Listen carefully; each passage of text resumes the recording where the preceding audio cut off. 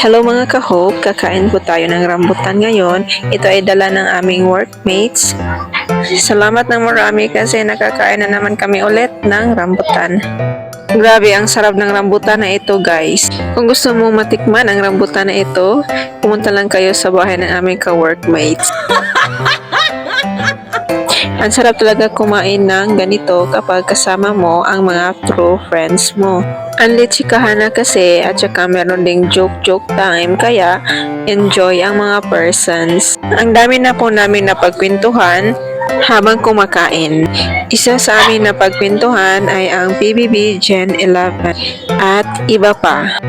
Hindi ko na lang i-share sa inyo kung ano yung napagkwentuhan namin kasi it's a long story na po siya. Hindi po siya madaling maubos kasi madami ang dinala ng aming ka-workmates. Isa pong supot kaya muya-muya to the max mga ka-hope.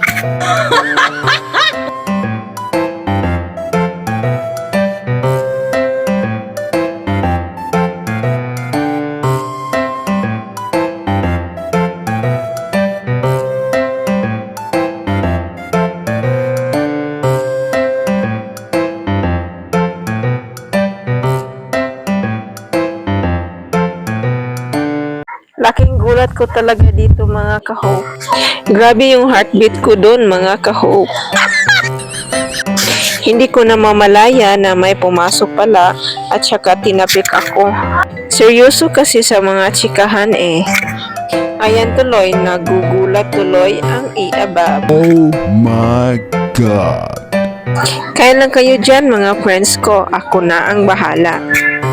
Sa hindi pa po nakapollow sa akin, please follow my page po. Then, ipapollow back din po kita. Maraming salamat po. Sana nag-enjoy po kayo sa vlog ko.